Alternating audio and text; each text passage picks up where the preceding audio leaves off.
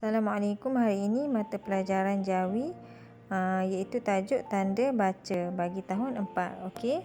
Hari ini kita akan tengok apa itu tanda, pengertian tanda baca dan jenis-jenis tanda baca.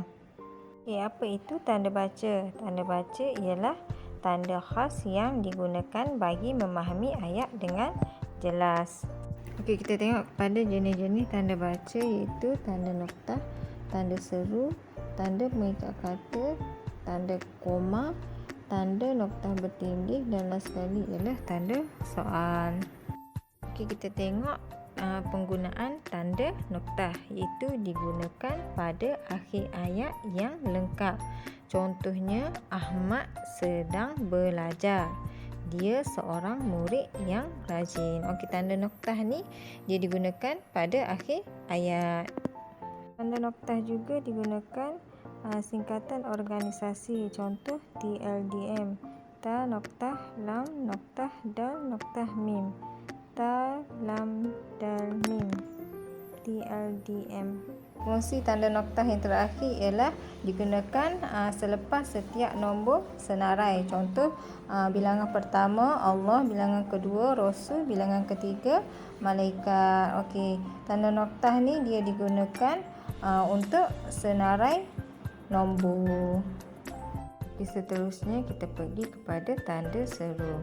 Okey, tanda seru adalah tanda untuk melahirkan sesuatu perasaan seperti marah, geram, takjub, kagum dan sebagainya. Okey, tanda seru terbahagi kepada dua. Ayat yang dimulai kata seru. Contoh, amboi besarnya rumah kamu. Okey, amboi itu adalah kata seru. Di hujung ayat perlu diletakkan tanda seru. Okey, setiap kali kita guna kata seru kita kena letak koma selepasnya. Okey, ini adalah antara contoh-contoh kata seru yang lain. Cis, wahai, aduhai, hai, amboi. Tanda seru yang kedua ialah ayat yang tidak mengandungi kata seru. Contoh, tolong, tolong, ada rumah terbakar. Okey, dalam ayat tu tiada kata seru, tetapi kita gunakan tanda seru untuk menggambarkan perasaan cemas. Tanda baca yang seterusnya ialah tanda pengikat kata. Okey, fungsi tanda pengikat kata ialah pertama, tanda mengapit cakap ajuk dan petikan langsung daripada bahan bertulis. Contoh, kamu hendak ke mana? Tanya Fatimah. Okey, pembuka penutup kata sebelum kamu. Okey, penutup pengikat kata selepas tanda koma. Okey, fungsi tanda pengikat kata yang seterusnya ialah tanda mengapit istilah yang mempunyai erti khusus, erti khas. Contoh, Ali sedang membaca glosari kitab itu. Okey, glosari itu adalah erti khusus. Maknanya diletakkan tanda pembuka pengikat kata dan penutup pengikat kata. Fungsi seterusnya ialah tanda mengapit judul rancangan, karangan, puisi atau bab buku yang digunakan dalam ayat. Contoh, segmen nota ditayangkan pada jam 2 petang di saluran 10. Okey, nota itu diletakkan tanda pengikat kata kerana dia adalah tajuk rancangan. Okey, fungsi yang terakhir ialah tanda pengikat tunggal digunakan pada ayat yang sudah diapit oleh tanda pengikat kata. Contoh, rujuklah daftar kata bahasa Melayu untuk menyemak ejaan Jawi, kata Ustaz Muhammad. Okey, Ustaz Muhammad berkata, dia yang kata rujuklah.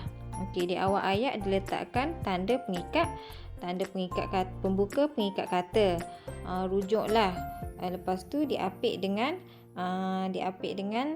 kata pengikat tunggal iaitu daftar kata bahasa Melayu. Okey, daftar kata bahasa Melayu ni dia diambil dari petikan yang terdapat dalam petikan lain. Tengok semula contoh, rujuklah daftar kata bahasa Melayu untuk menyemak ejaan Jawi. Okey, last sekali ditutup dengan tanda pengikat kata. Seterusnya tanda koma. Okey, fungsi yang pertama ialah tanda memisahkan pembilangan dan pengulangan. Contoh 1, 2 dan 3. Okey, selepas 1 tu diletakkan tanda koma. Okey, yang kedua ialah fungsi dia tanda memisahkan kata seru di hadapan ayat induk. Contoh, wah besarnya rumah itu. Wah itu adalah kata seru. Selepas kata seru diletakkan tanda koma. Wah besarnya rumah itu. Okay, fungsi seterusnya ialah tanda memisahkan unsur-unsur kata dan frasa yang berurutan. Contoh dia, rambutan, betik, langsak dan duku ialah buah-buahan tempatan. Okey, rambutan. Kita nak memisahkan rambutan, betik itu kita letak koma, tanda koma. Okay, fungsi yang terakhir ialah tanda memisahkan pantun, khususnya baris pertama dan ketiga. Contoh, Pulau Pandan jauh ke tengah, Gunung Daik bercaban 3, hancur badan dikandung tanah, budi yang baik dikenang juga. Okey, tanda koma diletakkan pada baris pertama dan ketiga. Okey, tanda baca yang seterusnya ialah tanda noktah bertindih. Fungsi dia adalah tanda untuk menulis dialog. Contoh, Zainab. Diletakkan di situ tanda noktah bertindih. Assalamualaikum Ustazah. Ustazah Siti. Waalaikumsalam warahmatullahi. Fungsi yang kedua ialah tanda memperkenalkan atau menambah keterangan. Contoh, rukun iman 6 perkara. Okey, ditambah situ tanda noktah bertindih. Pertama, beriman kepada Allah. Kedua, beriman kepada malaikat.